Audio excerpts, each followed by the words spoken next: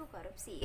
Pengertian korupsi menurut Undang-Undang Nomor 31 Tahun 1999 junto Undang-Undang Nomor 20 Tahun 2001 tentang pemberantasan tindak pidana korupsi adalah tindakan melawan hukum dengan maksud memperkaya diri sendiri atau orang lain yang berakibat merugikan negara atau perekonomian negara. Dalam hal ini, kasus korupsi memang sering kali terjadi di Indonesia, terkhususnya di birokrasi di Indonesia. Kami mengambil salah satu contoh kasus korupsi besar-besaran yang belakangan ini baru-baru terjadi, yaitu kasus korupsi Jaksa Pinangki. Jaksa Pinangki Sirna Malasari diduga telah menerima uang sejumlah 500.000 US dollar dari 1 juta US dollar yang dijanjikan terpidana korupsi pengalihan hak tagih Kesi Bank Bali, Joko Sugiarto Chandra atau Joko Chandra. Penyuapan terhadap terdakwa Pinangki berawal sekitar November 2019, di mana Joko Chandra setuju meminta Pinangki dan Anita Kolopaking untuk membantu pengurusan Gatwa ke Mahkamah Agung melalui Kejaksaan Agung. Tujuannya agar pidana Joko Chandra berdasarkan putusan PK nomor 12 Pitsus 2009 tanggal 11 Juni 2009 tidak dapat dieksekusi sehingga dia dapat kembali di Indonesia tanpa harus menjalani pidana. Namun dalam perjalanannya ternyata rencana yang tertuang dalam action plan itu tidak ada satupun yang terlaksana. Padahal Joko Chandra sudah memberikan DP sejumlah 500.000 US dollar kepada Pinangki melalui Andi Irfan Jaya atau pihak swasta. Karena tidak terlaksana, Joko Chandra pada bulan Desember 2019 membatalkan action plan atau rencana aksi dengan cara memberikan catatan pada kolom notes dari action plan tersebut dengan tulisan tangan, yaitu no. Pinangki kemudian menukarkan sisa uang sebesar 450.000 US dollar melalui sopirnya Sugiarto dan Beni Sastrawan.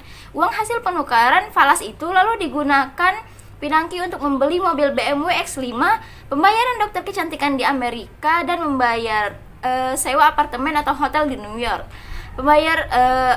Atas perbuatan terdakwa Dr. Pinangki Sirna Malasari SHMH tersebut patut diduga sebagai perbuatan tindak pidana korupsi pencucian uang yang berasal dari tindak pidana korupsi. Atas perbuatannya tersebut, Pinangki didakwa pasal berlapis. Pertama adalah pasal 5 ayat 2 junto pasal 5 ayat 1 huruf A subsidiar pasal 11 Undang-Undang Pemberantasan Tindak Pidana Korupsi karena Pinangki sebagai pegawai negeri atau penyelenggara negara diduga menerima pemberian atau janji dengan ancaman penjara paling lama 5 tahun. Kemudian Pinangki didakwa pasal 3 Undang-Undang Nomor 8 Tahun 2010 tentang pencegahan dan pemberantasan tindak pidana pencucian uang karena Pinangki diduga mentransfer, mengalihkan, membelanjakan dan membayarkan uang suap tersebut dengan total lebih dari 4,7 miliar. Ketiga, Pinangki juga diduga melakukan pemufakatan jahat dengan menjanjikan uang sebesar 10 juta US dollar kepada pejabat di Kejaksaan Agung dan Mahkamah Agung jika fatwa itu diterbitkan. Dikenakan dakwaan pasal 15 jungto pasal 5 ayat 1 huruf A dan atau pasal 5 jungto pasal 13 Undang-Undang Pemberantasan Tindak Pidana Korupsi. Dengan dijerat pasal berlapis tersebut, akhirnya Jaksa Pinangki dijatuhi hukuman 10 tahun penjara, di mana hal ini lebih berat dari tuntutan jaksa penuntut umum yang hanya 5 tahun penjara. Sebelum kita masuk ke materi yang lebih dalam mengenai kasus dari Jaksa Pinangki yang melakukan korupsi, kita harus tahu dulu nih korupsi dari pandangan etika administrasi. Kasus yang lebih besar yang mempunyai dampak bagi masyarakat dan pemerintahan yaitu kasus korupsi. Salah satu nilai etika atau kode etik yang harus dipatuhi oleh pejabat publik yaitu anti korupsi. Korupsi sangat jelas merupakan sebuah maladministrasi karena tindak pidana korupsi merupakan perbuatan atau perilaku yang tidak sesuai dengan etika administrasi. Norma atau etika administrasi yaitu mempelajari perbuatan pegawai negeri yang memegang jabatan tertentu yang berwenang untuk bertindak dalam kedudukannya sebagai unsur pemerintahan. Korupsi pada dasarnya dapat terjadi dimanapun dan kapanpun, menyentuh semua kalangan dalam masyarakat. Sebagaimana yang diketahui, birokrasi atau administrasi memiliki kewenangan bebas untuk bertindak dalam rangka memberikan pelayanan umum serta menciptakan kesejahteraan masyarakat. Maka dari itu, para birokrasi haruslah menjauhi korupsi demi terciptanya negara yang bersih dari korupsi. Selanjutnya akan dijelaskan sama teman saya.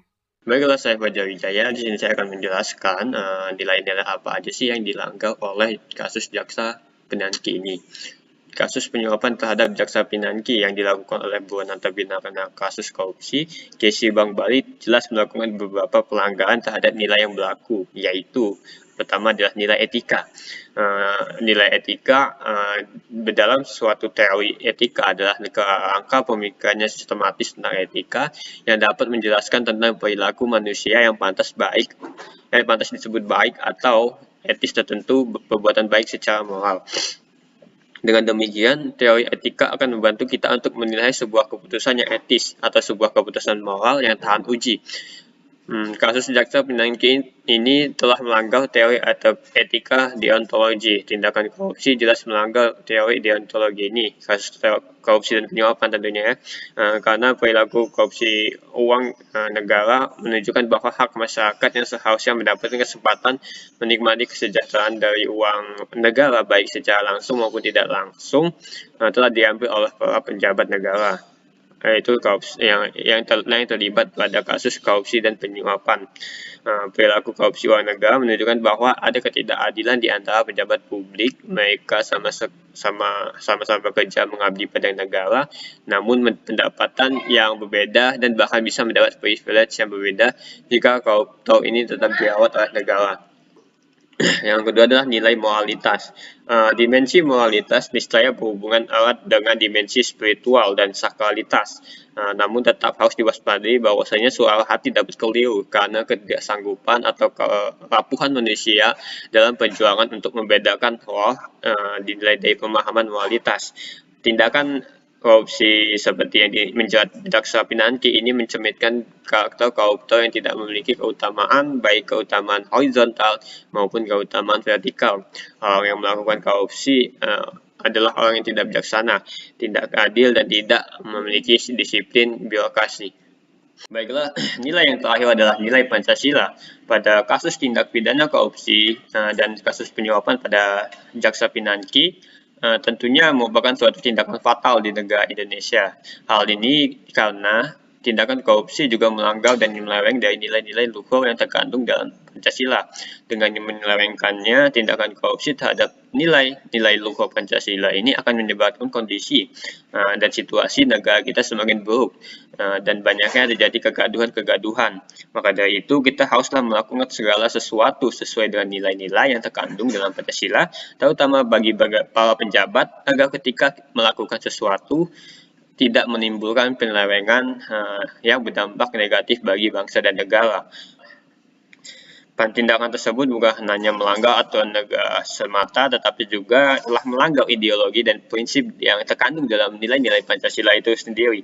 Dengan menyelewengkan tindakan terhadap Pancasila, hal tersebut akan membuat cita-cita yang didambakan oleh bangsa dan negara lama-kelamaan menjadi hancur. Kasus penyuapan terhadap Jaksa Pinangki yang dilakukan oleh buronan terpidana kasus korupsi KC Bank Bali jelas melakukan beberapa pelanggaran terhadap norma yang berlaku, yaitu norma umum yang berlaku di dalam masyarakat dan diakui eksistensinya, yang meliputi 1. Norma hukum.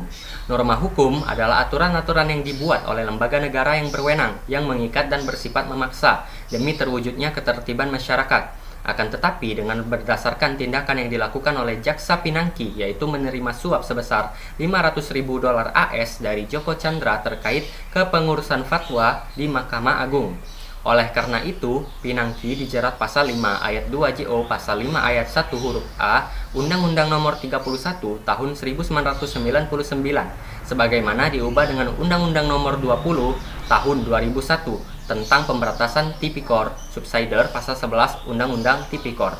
Dari jumlah yang ia terima, Pinangki memberikan $50.000 AS kepada rekannya dalam kepengurusan fatwa tersebut, sementara sisanya sebesar $450.000 AS digunakan untuk keperluan pribadi Pinangki.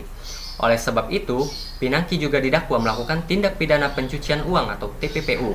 Pinangki dijerat pasal 3 Undang-Undang Nomor 8 Tahun 2010 tentang pencegahan dan pemberantasan TPPU.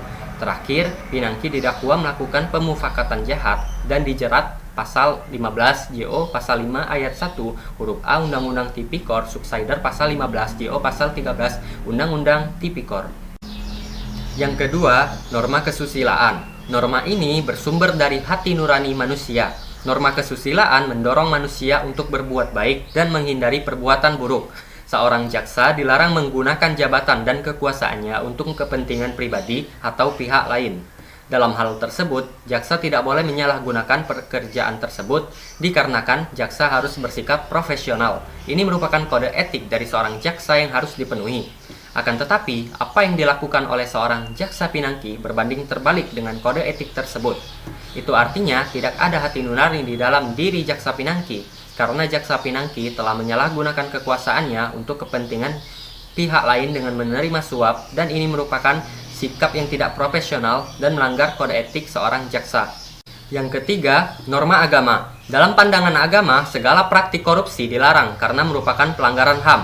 Korupsi juga memanifestasi pengingkaran terhadap amanah dan keadilan.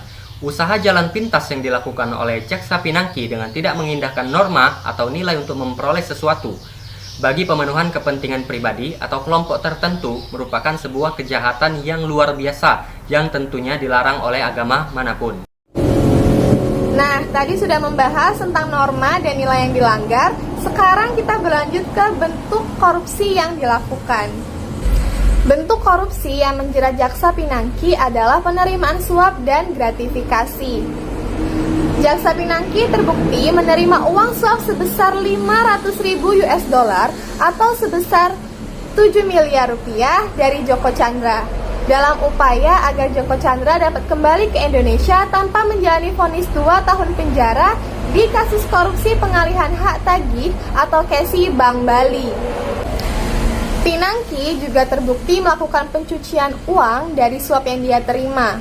Uang tersebut digunakannya untuk membeli mobil BMW X5, membayar proses perawatan kecantikan, hingga membeli sejumlah apartemen. Kesimpulan pada kasus korupsi, jaksa pinangki Shirna Malasari diduga telah menerima uang sejumlah 500.000 US dollar dari 1 juta US dollar yang dijanjikan terpidana perkara korupsi pengalihan hak tagih Bank Bali, Joko Sugiarto Chandra.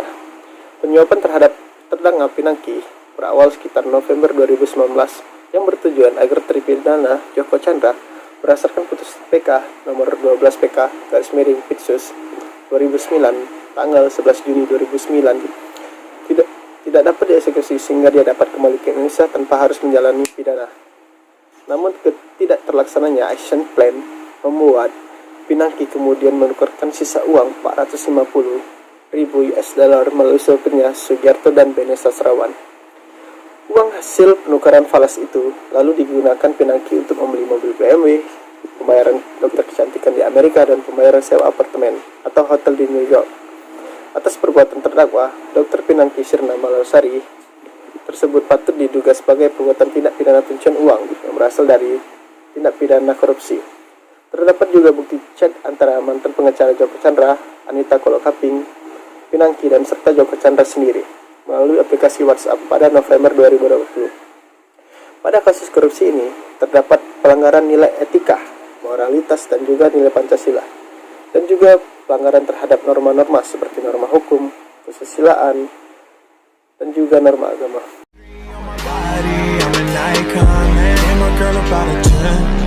I should fuck her in a Benz.